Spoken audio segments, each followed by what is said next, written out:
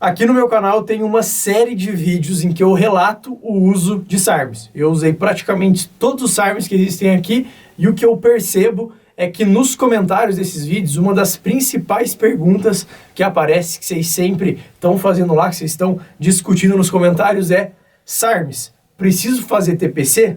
E a resposta que eu vou te dar aqui é: depende. Pode ser que sim, pode ser que não. Quer entender tudo sobre SARM e sobre TPC? Então fica comigo até o final desse vídeo que eu vou te explicar tudo e tirar todas as dúvidas da sua cabeça. Primeiro, eu vou pedir para você clicar no like e se inscrever no canal, porque você me ajuda muito a crescer aqui no YouTube. E bora lá pro vídeo, bora lá falar sobre TPC e uso de SARMs. Seguinte, galera, uma coisa que vocês têm que entender é que apesar do SARM ser um ergogênico que se liga apenas a alguns receptores, né, no nosso corpo, isso não faz com que ele deixe de ter colaterais, né? Os colaterais dele, eles são bem reduzidos, então é muito difícil que, independentemente do SARM que você vai escolher, você tenha problemas como acne, como queda de cabelo, oleosidade de pele, né? Enfim, essas outras coisas aí. Só que existe uma coisa, existe um colateral que, inegavelmente, o SARM ele vai te trazer, que é a inibição do eixo HPT. E o que faz essa inibição do eixo HPT? Que você pare de produzir testosterona. E essa inibição, ela pode acontecer totalmente ou pode acontecer parcialmente.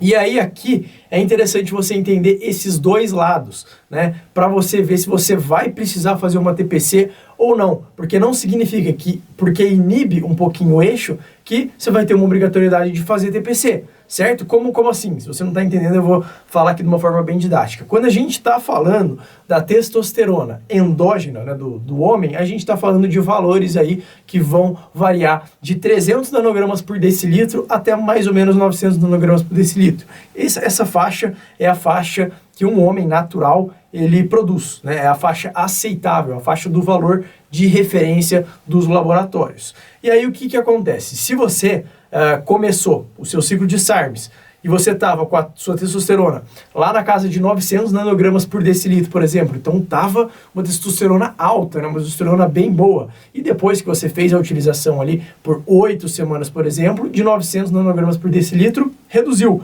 foi para 500 nanogramas por decilitro. Então houve o quê? Uma inibição parcial do eixo. Não foi uma inibição total. Só que é o seguinte, 500 nanogramas por decilitro ainda está dentro do valor de referência, ainda está dentro do limite aceitável. Então, não necessariamente você teria que fazer uma TPC nesse caso. Só que tem uma coisa, tem uma questão aqui, que aí vocês têm que colocar na mente de vocês que existem alguns SARMs que inibem mais o eixo HPT e outros SARMs que são mais tranquilos em relação a isso. Só que ao mesmo tempo que você pode ter essa inibição parcial que eu acabei de explicar aqui, existe a possibilidade de você ter uma inibição total. E o que seria a inibição total? Seria você começar com 900 nanogramas por decilitro e terminar em 100 nanogramas por decilitro, 50 nanogramas por decilitro, ou até mesmo tá ali próximo do zero. Isso aí seria uma inibição praticamente total, né? Então, nesse caso aqui, obrigatoriamente você vai ter que fazer uma TPC, porque se você não fizer, até que o seu eixo seja reestabelecido novamente, vai levar muitos meses, né? E com a TPC você consegue acelerar esse processo, tá bom? Existem vários tipos de SARM, né? Então não dá para colocar todos os SARMs numa caixinha só. Então a gente tem Ligandrol, a gente tem RAD 140, Ostarine, Andarine, YK11, enfim, temos uma diversa gama de opções. E alguns SARMs, eles tendem a inibir mais o eixo HPT do que outros, né? Então quais são os SARMs que você vai ter mais inibição?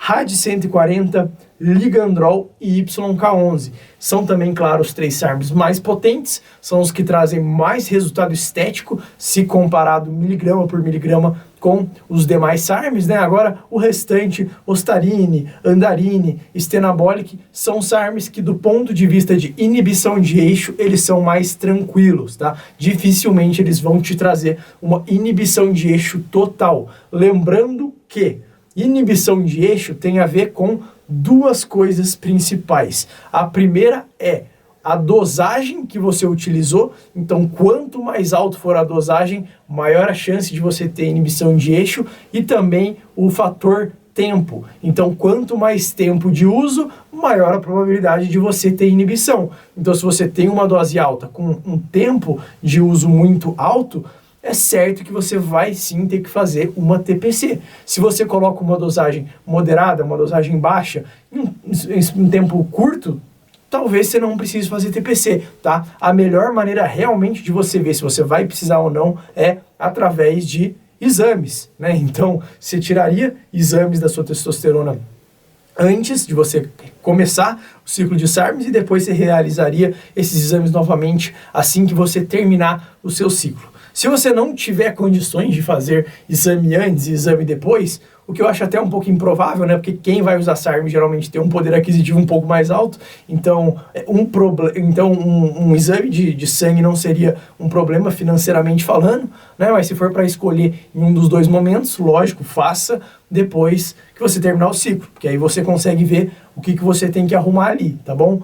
Mas vamos lá, é o seguinte, eu sei que vocês querem que eu dê alguns exemplos de protocolo, né? O que aconteceria, o que se espera que aconteça aqui a depender do que você vai usar. Então é o seguinte, vamos colocar aqui 2 exemplos. O primeiro exemplo seria uma pessoa que faria uma utilização de RAD 140 com ligandrol. Essa é uma mistura bastante potente, tem um vídeo aqui no meu canal que eu fiz o relato sobre essa mistura, eu vou inclusive deixar esse vídeo passando aqui no card, e vamos supor que esse indivíduo em questão, ele faça um protocolo de 16 semanas. Ele fez as primeiras 4 semanas com RAD 140 e jogou o ligandrol nas últimas 8 semanas. Estou falando 8 semanas de ligandrol porque não é recomendado que você passe disso, especificamente falando do ligandrol, tá? Porque ele já tem aí uma agressão hepática um pouquinho mais acentuada em comparação com os outros tipos de SARM. Aí o cara colocou 20, 30 miligramas de RAD 140, colocou 20 miligramas de ligandrol. Muito provavelmente ele vai precisar sim de uma TPC, ele ficou 16 semanas assim. O eixo dele provavelmente vai ter sofrido bastante com esse protocolo. Agora, por outro lado, se a gente falar de um indivíduo que fez um protocolo de 8 semanas apenas, usando 10 miligramas de Ostarine e 25 miligramas de Andarine, né? Ou só 10 miligramas de Ostarine. Aqui, nesse caso, dificilmente ele vai ter uma inibição total do eixo.